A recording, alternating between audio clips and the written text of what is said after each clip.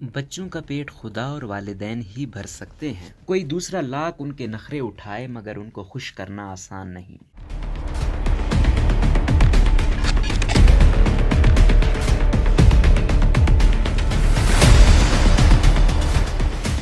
Camp में मौजूद सरवत नजीब लिखती हैं कि कैंप में बच्चों के लिए कैंटीन है जहां उनको मुफ्त खाने पीने की चीज़ें मिलती हैं। सारा दिन बच्चों की कतार उस खिड़की के बाहर लगी रहती है, लेकिन रात गए भी बाज़ बच्चे इस खिड़की के आसपास मुंडलाते नजर आते हैं। कैंटीन का एक मेनू है जिसमें corn chips, apple, orange, berry juice, ताज़ा फल, bar, biscuit, chocolate, chip, cookies और कभी कभार कप केक भी मिलते हैं। दूसरी खिड़की में चाय और कोक का इंतज़ाम है जो सिर्फ बड़ों को दी जाती हैं। अमेरिका में 18 साल से कम उम्र बच्चों को कोक खरीदने और पीने की इजाज़त नहीं। यहाँ बच्चों को चाय भी नहीं दी जाती। अगर वो चाय पीने की ख्वाहिशमंद हैं तो उन्हें अपने वालिदैन को साथ लाना पड़ता है। गर्म पानी के साथ सब्ज या स्याह चाय का एक साशा दिया जाता है। बच्चों को चीनी के बजाय शहद का साशा दिया जाता है, अलबत्ता बड़े चाहें तो चीनी ले सकते हैं। बच्चों की सबसे अच्छी बात यह है कि वो छुपा कर नहीं खाते, वो कोए की तरह ऐलान करते हैं। जिस दिन चिप्स की बारी हो बच्चे चिप्स का पैकेट हवा में लहराते, स्लीपर के अंदर बैठे बच्चों के दरवाजे खटखटाते चिप्स चिप्स के नारे लगाते हैं। स्लीपर से बच्चे दौड़े दौड़े कैंटीन जाते हैं। अक्सर ऐसा होता है कि बच्चे जब कतार तक पहुंचते हैं चिप्स खत्म हो चुके होते हैं। इसकी जगह कैंटीन वाली बाजी मुस्कुराते हुए बच्चों के हाथ में केला थमा देती है, जिसे कुछ बच्चे तो गनीमत समझकर खा लेते हैं, कुछ वहीं पड़े कूड़ेदान में फेंक कर चले जाते हैं। मैं कहती हूँ लेते ही क्यों हो जब खाते नहीं हो, ये रिस्क का ज़िया है। मगर बच्चे कहाँ सुनते हैं, वो तो वहाँ खड़े फौजी की परवाह भी नहीं करते।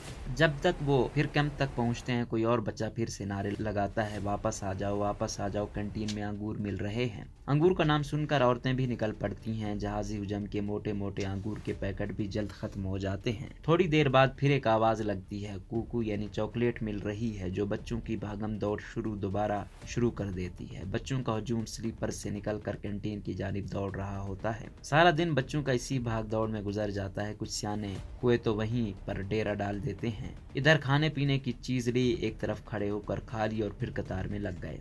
अब तो कैंटीन वाली टीम भी बच्चों के चेहरे पहचान गई है कि इनमें से दूसरों का हक खाने वाले बच्चे कौन से हैं। कुछ ऐसे बच्चे भी हैं जो कैंटीन वाली टीम की मदद करते हैं। वो खिड़की के सामने खड़े होकर चीज़ें बांटते हैं और मुतरजम के फ़राइज़ मुफ्त अदा करते हैं। वो कि शुरू में इन बच्चों की अपनी अंग्रेज़ी इतनी थी कि यस और नो ही बोल सकते थे, लेकिन अब ना सिर्फ वो बड़े बड़े जुमले बोलते हैं बल्कि वो बच्चों की कतार को भी मुनज़्ज़म करते हैं। बार बार एक ही चीज़ लेने वाले बच्चों को कतार से बाहर निकालते हैं और खाने पीने की अशिया खिड़की से लेकर हर बच्चे के हाथ पर रखते हैं। ये बच्चे रजाकार हैं, इन्हें काम करके खुशी मिलती है। इनके चेहरे बदलते रहते हैं, एक जाता है तो दूसरा रजाकार बच्चा उसकी जगह ले लेता है। ये फारिग वक्त में साथ खड़े फौजी से गप्पे लगाते हैं और अपने किस्से सुनाते हैं। मैंने तकरीबन 10 साला रजाकार लड़के अरशद से पूछा, तुम खेल कूद छोड़कर सारा दिन यहाँ क्यों खड़े रहते हो? तो वो बोला कि पहले मैं कैंटीन आता था तो ये फौजी सब बच्चों को कतार में खड़ा होने का कहता था। इसकी बात कोई नहीं समझता था, अगर समझ जाते तो मानते नहीं थे। फिर मैंने उस फौजी की मदद करने का सोचा। मैं उन बच्चों से कहता कि अगर कतार नहीं बनाई तो कुछ नहीं मिलेगा। इस तरह ये बच्चे डर जाते हैं और कतार बनाने लगते हैं। अरशद ने फौजी को देखते हुए मुझे कहा, जो कुछ मैंने तुम्हें कहा उसे मत बताना। ये बेचारा अमरीकी है, इसे नहीं मालूम हमारे बच्चे कैसे बात मानते हैं, इसलिए मुझे झूठ बोलना पड़ा। मैं मुस्कुराई और कहा, बेफिक्र रहो। मुझे अरशद की तकनीक ने मुतासिर किया। उसने बच्चों की नफ्सियात को मद्देनजर रखते हुए दरोग मसलिहत का सहारा लिया। उन्हें देखकर मुझे तसल्ली होती है। मैं जो अक्सर सोचती हूँ कि ये बेज़बान लोग यहाँ कैसे एडजस्ट होंगे। यही रजाकार बच्चे मुझे सिखाते हैं कि जहाँ कुआं होता है वहाँ रास्ता बन जाता है। जबकि बच्चे इतने खुद एतमाद हैं, उनके वालिदैन कैसे बेरोजगार रह सकते हैं। ये दरिया की तरह अमेरिका के समुद्रों में जम हो जाएंगे। इन पे तीसरी दुनिया की जंग ज़दा वासियों की छाप भी उतर जाएगी। ये मुनज़्ज़म हो जाएंगे और कानून की पासदारी सीख जाएंगे। सफ़र यकीनन सोबतों से भरे होते हैं मगर मंजिल सारी तकालीफ मंद मिल कर देती है।